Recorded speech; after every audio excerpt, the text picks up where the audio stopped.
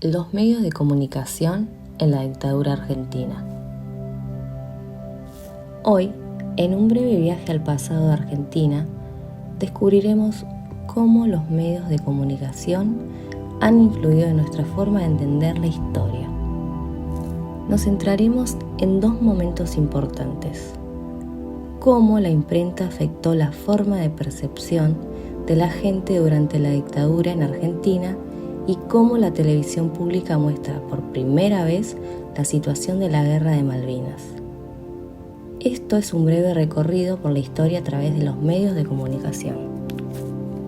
En nuestro primer capítulo nos meteremos de lleno en la imprenta en la dictadura militar argentina.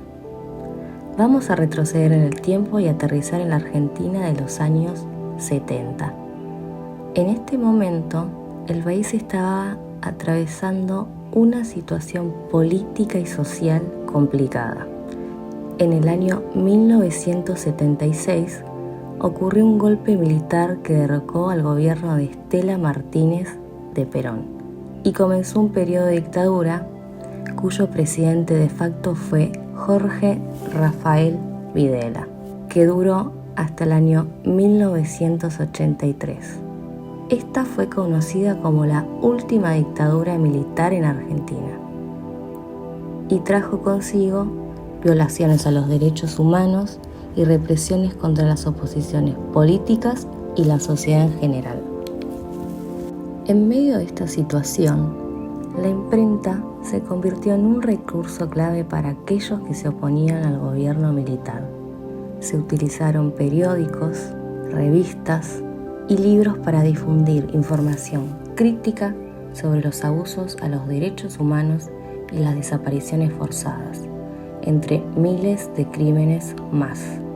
Muchos periodistas y escritores aprovecharon este recurso para poder expresarse. Sin embargo, resultó ser un gran problema, ya que el gobierno contraatacó contra la censura estricta.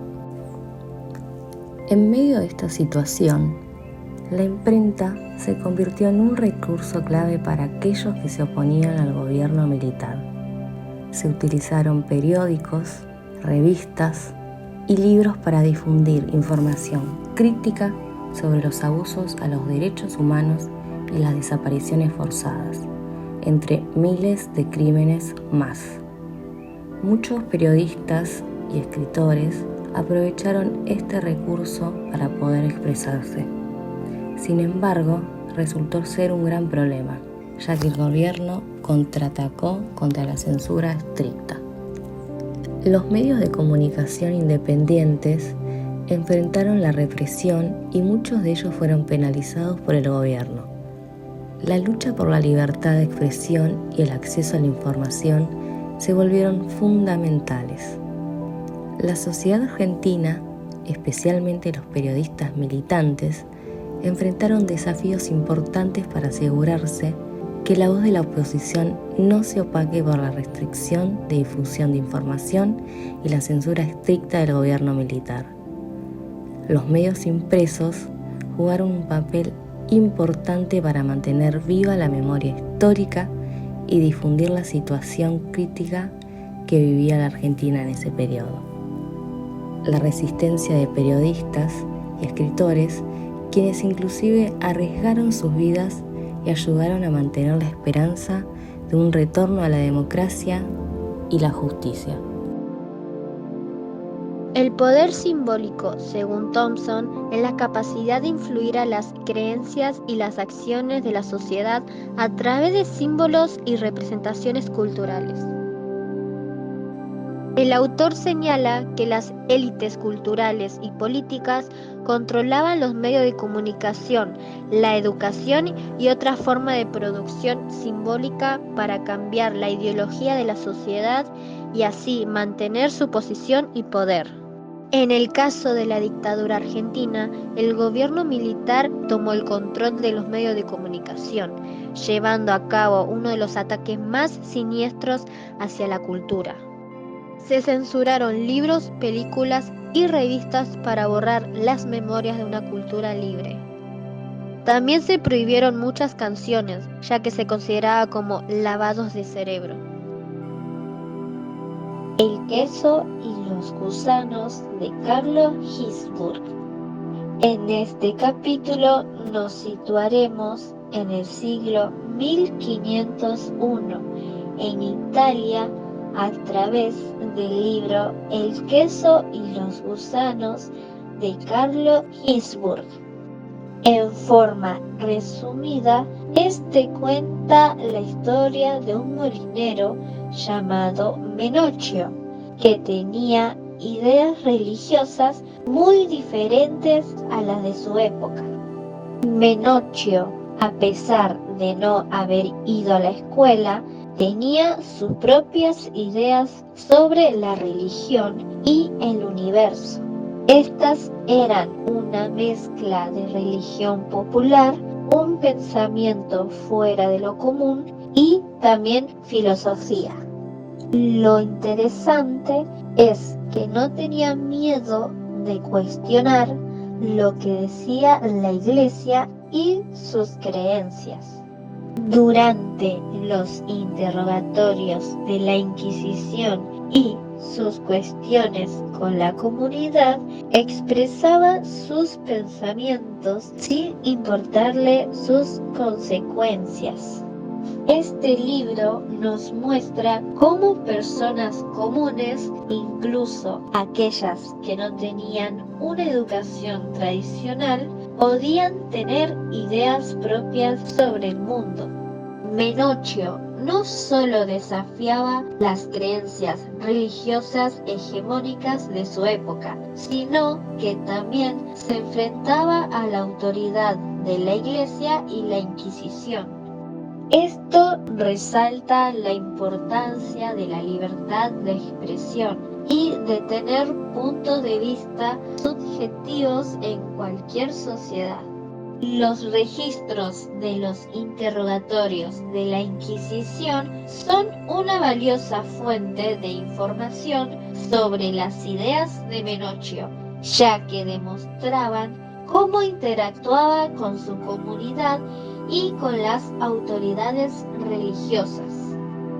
Como así también nos invita a pensar en la relación entre las personas y el poder, en cómo las ideas se propagan y chocan con la institución establecidas, y en la importancia de tener diferentes perspectivas para el progreso de la sociedad.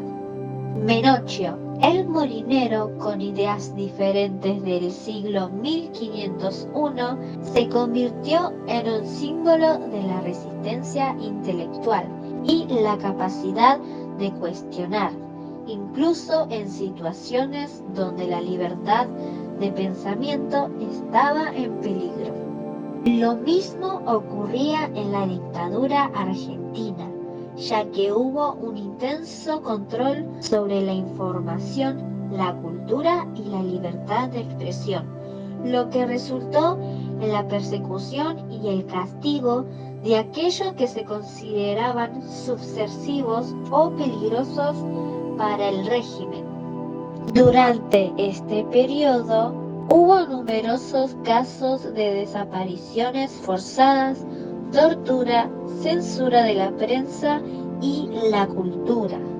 En ambas situaciones se puede ver la represión hacia los que piensan diferente y la persecución por parte de las autoridades. Sigamos adelante en el tiempo y lleguemos a la Guerra de Malvinas en el año 1982. Durante este caótico combate, la televisión pública jugó un papel muy importante al mostrar imágenes crudas y contar historias sobre lo que estaba sucediendo.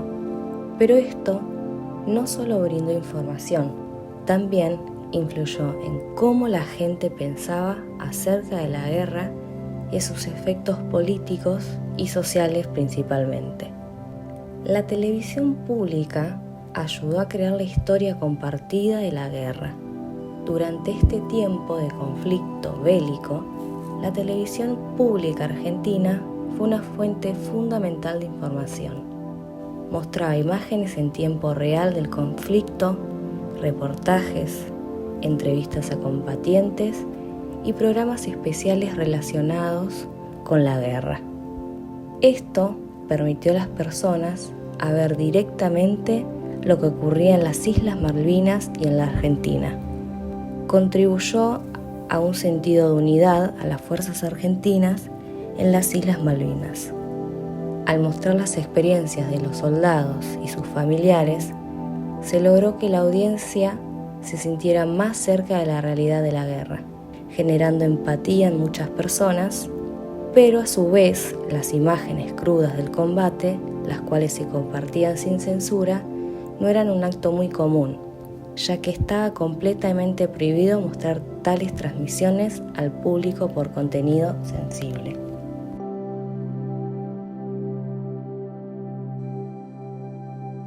Consideramos que todo lo anterior se podría articular con el texto de Mirta Varela, una investigadora argentina que resalta cómo los medios de comunicación influyen y en cómo recordamos eventos importantes, invitándonos así a pensar en cómo los medios dan forma a nuestra visión de la historia y del pasado principalmente.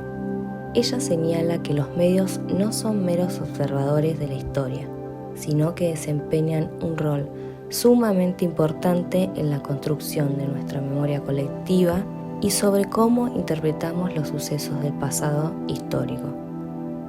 Lo que significa que los medios no solo transmiten datos, sino que también influyen en cómo percibimos y recordamos la historia. Nos parece relevante, debido a los momentos históricos que hemos analizado en este capítulo, respecto a la dictadura militar y la guerra de Malvinas. En ambos casos, los medios de comunicación, ya sea a través de la imprenta o la televisión pública, jugaron un papel esencial en la elaboración de historias compartidas y en la creación de memoria colectiva. Por lo tanto, su trabajo nos invita a pensar cómo los medios afectan nuestra percepción de la historia y nos insta o propone evaluar de manera crítica cómo se presentan los eventos históricos a través de ellos. Para concluir este camino, la libertad de expresión, la diversidad del pensamiento y el acceso a la información son elementos esenciales para comprender y recordar nuestra historia. Además, los momentos de comunicación son poderosas influencias que debemos analizar críticamente en la búsqueda para poder comprender nuestro pasado.